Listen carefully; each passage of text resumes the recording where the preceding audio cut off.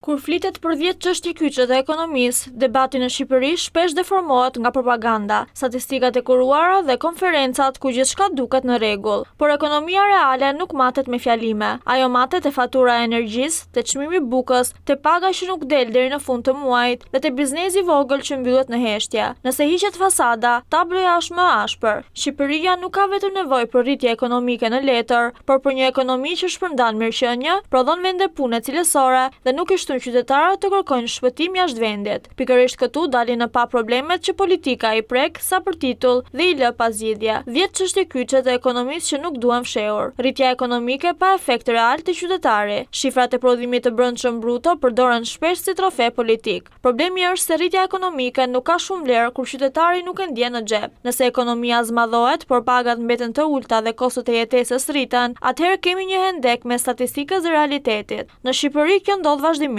Ka sektor që japin volum, si ndërtimi apo turizmi, por ndikimi i tyre nuk përkthehet gjithmonë në mirëqenie të shpërndar. Një ekonomi mund të rritet dhe duke krijuar fitime të përqendruara në pagduar. Kjo nuk është zhvillim i qëndrueshëm, është thjesht fryrje e një bilanci. Çmimet që ngjiten, pagat që zvarriten. Inflacioni nuk është një term teknik për specialistët, është goditja e përditshme për familjen që shkon në market. Kur ushqimet, qirat, karburanti dhe shërbimet rriten më shpejt se të ardhurat, qytetari varfërohet dhe kur figuron i punësuar. Kjo është një nga 10 çështjet kyçe të ekonomisë shqiptare sepse prek drejt për drejt konsumatorin dhe konsumatorin mban në këmbë tregun. Rritja formale e pagës minimale mund të japë një sinjal politik, por nuk mjafton kur produktiviteti mbetet i ulur dhe sektori privat përballet me kostot e larta. Në disa raste rritja e pagave ndihmon. Në raste të tjera, kur nuk shoqërohet me politika serioze prodhimi, thjesht shton presionin mbi biznesin e ndershëm. Emigracioni që zbraz tregun e punës. Shqipëria po humb kapitalin më të rëndësishëm, njerëzit. Të rinjt largohen, profesionistët largohen, punëtorët e kualifikuar largohen. Më pas dëgjojmë ankesa se bizneset nuk gjejnë staf. Kjo nuk është rastësi, është pasojë e një modeli ekonomik që nuk bind. Kur një i ri sheh se jashtë vendit mund të marrë disa herë më shumë për të njëjtën punë,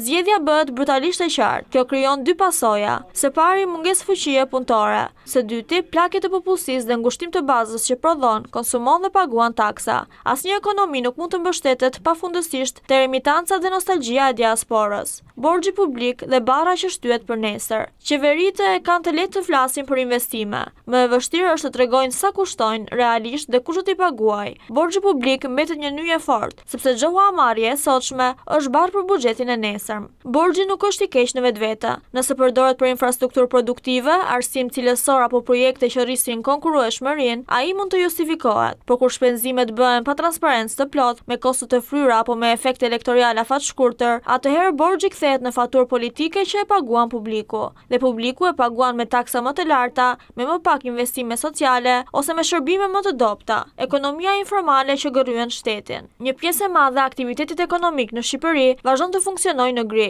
Puna pa kontratë, pagat në zarf, mosdeklarimi i xhirove dhe evazioni fiskal krijojnë një treg të padrejtë. Ai që respekton rregullat penalizohet, ai që i shmang fiton terren. Ky është një problem me pasoja zinxhir. Shteti mbledh më pak të ardhura, bizneset serioze humbin konkurrencë dhe punonjësit mbeten pa siguri. Formalizimi kërkon më shumë se aksione të bujshme me kamera, kërkon administrata timore profesionale, kontrolle të drejta dhe një klim ku ligji nuk negociohet sipas lidhjeve. Modeli ekonomik i mbështetur te ndërtimi dhe konsumi. Shqipëria ka vite që mbështetet fort te ndërtimi, shërbimet dhe konsumi. Këta sektor japin lëvizje të shpejtë, por nuk mjaftojnë për të ndërtuar një ekonomi të shëndetshme afatgjatë. Kur prodhimi vendas është i dobët dhe importet dominojnë, vendi mbetet i ekspozuar. Ndërtimi mund të krijojë punë dhe xhiro, por ai nuk është ilaç për gjithçka. Nëse kthehet në motor pothuajse unik, rrezikon të prodhojë fllucka çmimesh, përqendrim kapitali dhe zhvillim të pabalancuar. Po kështu konsumi i nxitur nga para informale ose nga remitancat nuk është bazë e sigurt për strategji kombëtare. Ekonomia ka nevojë për industri, bujqësi me vlerë të shtuar, teknologji dhe eksporte reale. Bujqësia e lënë në mëshirë të fatit. Një vend me potencial të madh bujqësor nuk mund të sillet sikur fshati është thjesht rezervuar votash. Fermeri shqiptar përballet me kostot e larta, mungesë subvencionesh të qëndrueshme,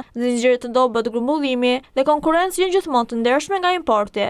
Sa herë ka krizë çmimesh, vëmendja kthehet për disa ditë te prodhuesi vendas. Më pas gjithçka harrohet, pa magazinim, pa përpunim, pa orientim të qartë për tregun dhe pa akses real në financim. Bujqësia mbetet sektori i lodhur që mban peshë sociale, por nuk arrin potencialin ekonomik. Këtu nuk mjaftojnë deklaratat. Duhet zinxhir i plot politikash. monopolet, oligopolet dhe tregu i shtrembëruar. Kur tregu kontrollohet nga pak aktorë të fuqishëm, çmimet nuk formohen gjithmonë nga konkurrenca e ndershme, formohen nga pushteti ekonomik. Shqipëria e njeh mirë këtë problem në sektor të ndryshëm, nga importet e shërbimet, nga furnizimi bazë te kontratat publike. Në letër kemi ekonomi tregu, në praktik shpesh kemi tregje të mbyllura, ku hyrja e lojtarëve të rinj është e vështirë dhe ku lidhja me politikën bën diferencën. Kjo godet konsumatorin, frenon sipërmarrjen dhe mban çmimet lart. Pa institucione të forta të konkurrencës dhe pa ndarje të qartë mes biznesit dhe pushtetit, loja mbetet e paracaktuar. Pse 10 çështje kyçe të ekonomisë lidhen me politikën, investimet e huaja dhe pyetja që shmanget. Çdo qeveri krenohet kur sjell investime të huaja, por pyetja që duhet bërë është më e thjeshtë. Çfarë lloj investimesh po vijnë dhe çfarë lën pas? Nëse investimi krijon pak vende pune, ka lidhje të dyshimta me koncesiona apo fokusohet vetëm te përfitimi i shpejt, efekti i tij mund të jetë më i kufizuar se reklama që i bëhet. Shqipëria ka nevojë për kapital të huaj, por jo me çdo kusht. Vendi duhet të tërheqë investime që sjellin teknologji, trajnime, zinxhir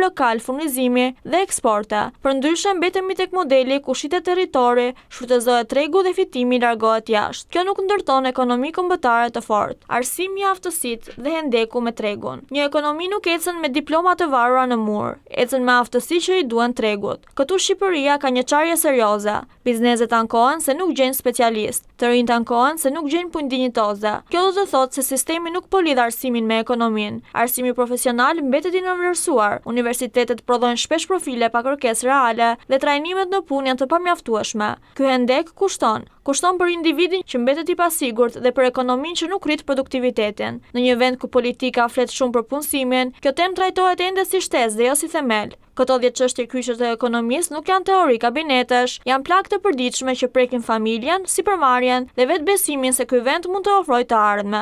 Dhe sa më shumë të mbulohen me retorik, aq më i shtrenjtë bëhet çmimi i mosveprimit. Ekonomia nuk ka nevojë për duar trokitje zyrtare, por për llogari të hapur para publikut. Kur qytetari nis të kërkojë jo vetëm premtime, por shifra të qarta, përgjegjësi dhe rezultate të matshme, atëherë debati bëhet serioz. Aty fillon presioni i vërtet për ndryshim.